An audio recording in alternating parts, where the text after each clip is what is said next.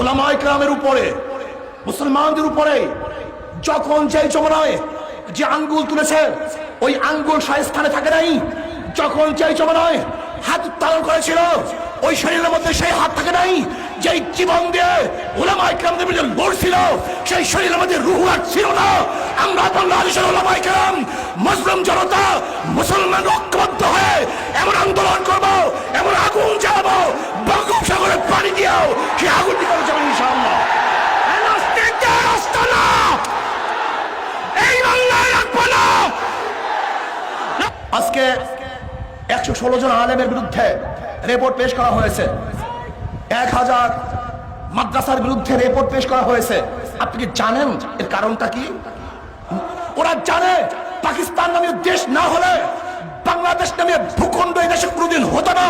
কাজে উলামায়ে কেরামের কারণেই আন্দোলন হয়েছে, সংগ্রাম হয়েছে, বিপ্লব হয়েছে। জীবন দিয়েও ভারত থেকে পাকিস্তান নামে দেশ গড়েছে, পাকিস্তান থেকে বাংলাদেশ নামে দেশ গড়েছে।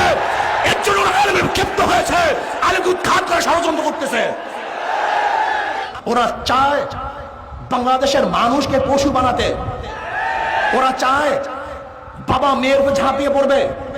ওরা চায় ভাই বোনের উপর ঝাঁপিয়ে পড়বে। ওরা চায় ধর্মের মধ্যে যেই বিবাহ বন্ধনের প্রচলিত নিয়ম আছে সেই নিয়ম উৎখাত করে এদেশের মানুষকে শুয়ার বানাবে, কুকুর বানাবে।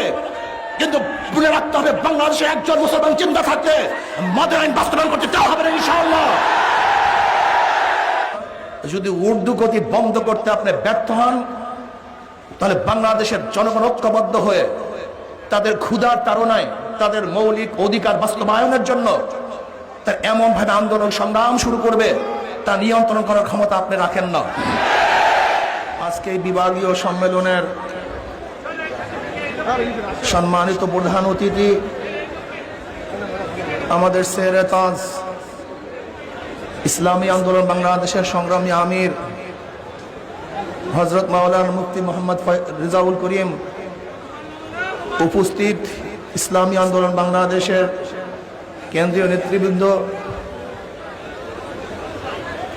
বিভিন্ন এলাকার থেকে কষ্ট করে আগত আমার দিন প্রিয়, ইসলাম প্রিয়, দেশ প্রিয় ভাইয়েরা আমার, আপনারা জানেন সমাবেশের আয়োজন কেন করা হয়েছে।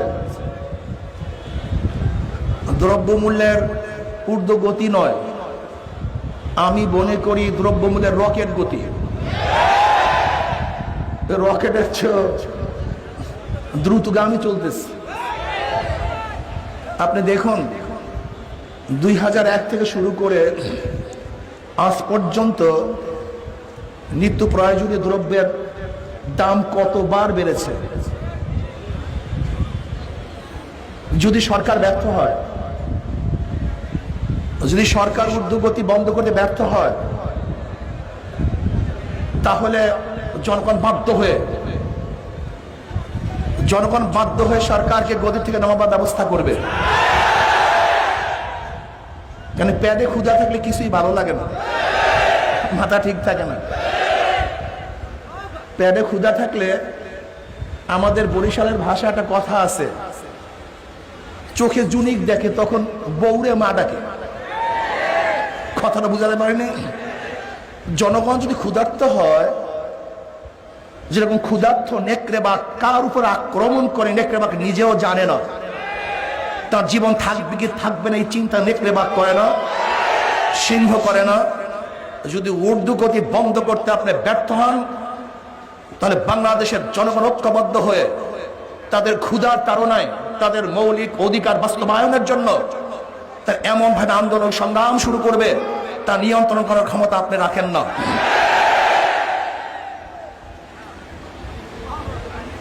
শিক্ষা সিলেবাস থেকে ইসলামী শিক্ষাকে সংকোচন করা শুরু হয়েছে।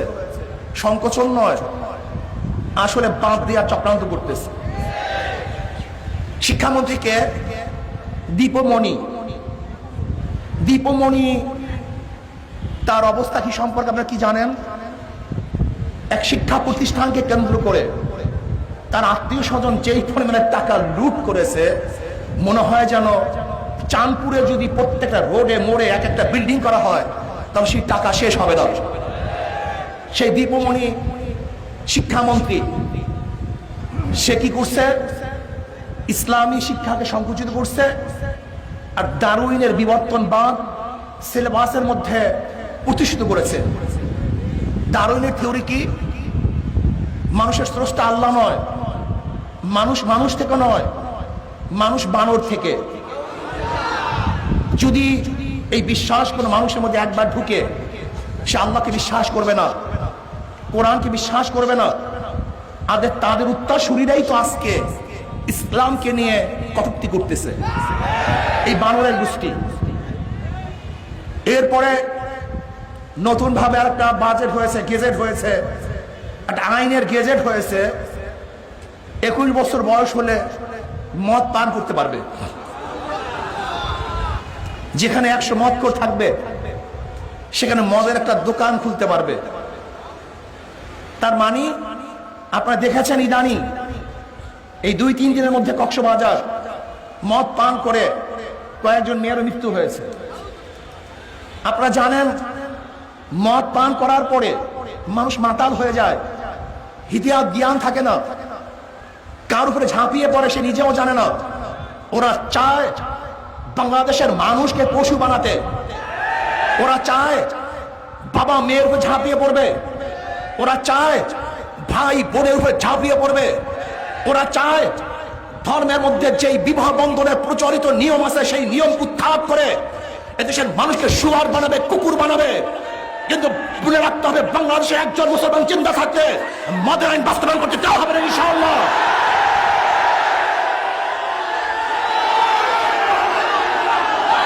ভাইয়ার আমার,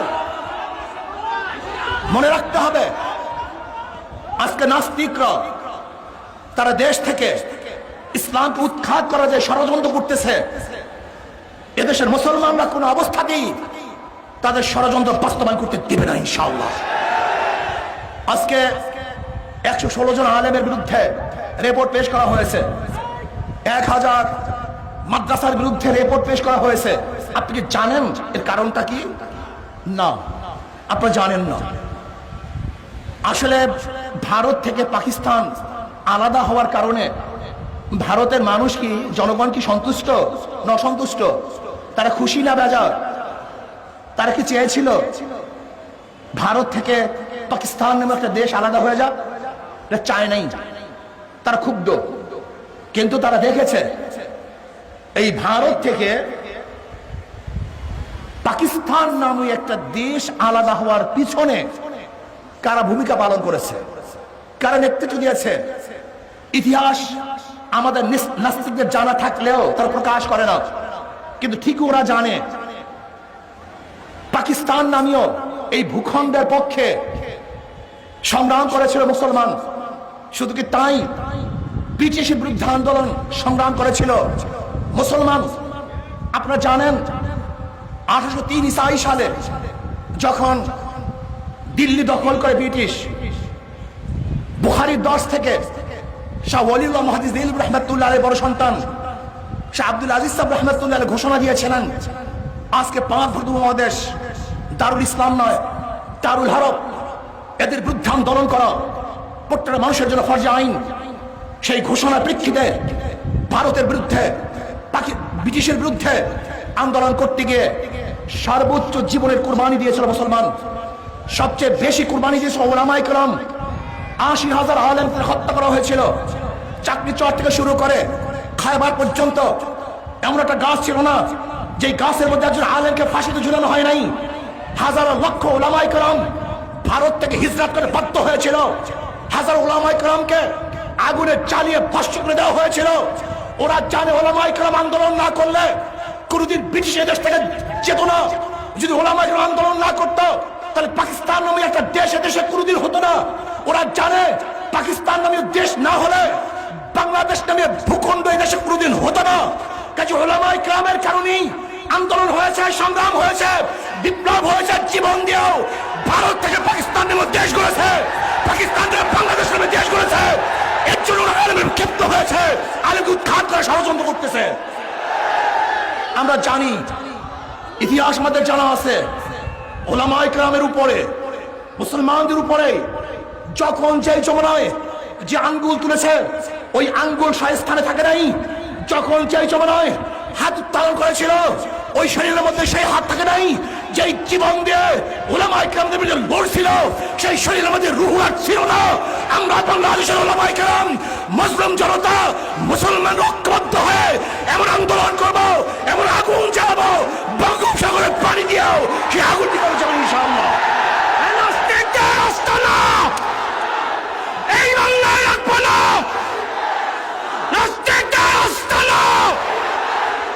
এই বাংলায় রাখবো না। প্রিয় ভাইরা আমার, আজকে উলামায়ে কেরামকে ধর্ম ব্যবসায়ী বলবে, যুক্তি কি? আলুর ব্যবসায়ীকে আলুর ব্যবসায়ী বলা হয়, চাউল ব্যবসায়ীকে চাউল ব্যবসায়ী বলা হয়। এদের জ্ঞানের অবস্থা কি দেখেছেন? তাহলে প্রাইম মিনিস্টার তো এদেশ থেকে ভাতা গ্রহণ করে, তাহলে আমি বলবো প্রধানমন্ত্রী ব্যবসা করে। এদেশের সমস্ত ইউনিভার্সিটির ওস্তাদরা ভাতা গ্রহণ করে, তার শিক্ষা ব্যবসা করে। যে যদি পেশায় কিছু নিলেই যদি ব্যবসা হয় তাহলে সবাই তো ব্যবসায়ী, তাহলে শিক্ষককে ব্যবসায়ী বলো না কেন? শুধু আলেমকে ব্যবসায়ী বলো কেন? কারণটা কি? আসলে আমরা ব্যবসায়ী নয়, বরং ওরা যে অবৈধ ব্যবসা শুরু করেছে উলামায়ে কেরাম তা বাধা দেয়, বিধায় ওদের ব্যবসার ক্ষতি হওয়ার কারণে উলামায়ে কেরামকে ব্যবসায়ী বলে।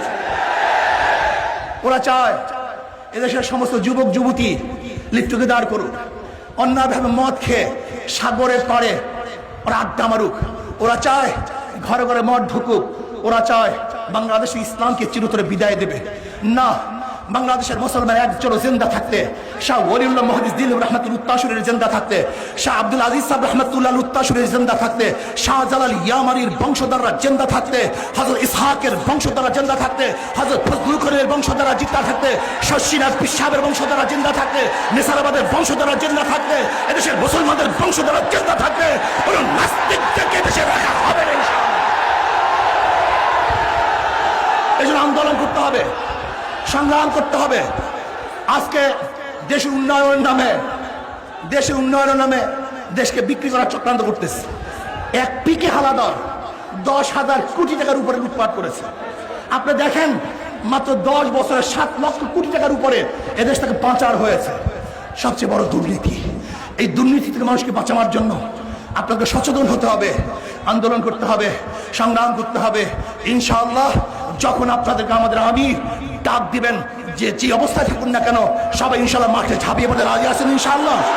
আল্লাহ আমাকে এবং আমাদের সবাইকে কবুল করে নেন। নিউ উজানি টিভি, সুস্থ সাংস্কৃতিক প্রত্যাশায় আপনাদের সেবায় নিয়োজিত। সৌজন্যে messrs Unani medicine corner, proprietor Mohammad Yakub Sikdar, Kachua থানা রোড, কওমি মাদ্রাসার ভবনের নিচতলায় অবস্থিত, কচুয়া পৌরসভা, কচুয়া, চাঁদপুর। এখানে পুরুষ ও মহিলাদের যে কোনো রোগের এবং সুস্বাস্থ্যের জন্য স্থায়ীভাবে চিকিৎসা সেবা প্রদান করা হয়।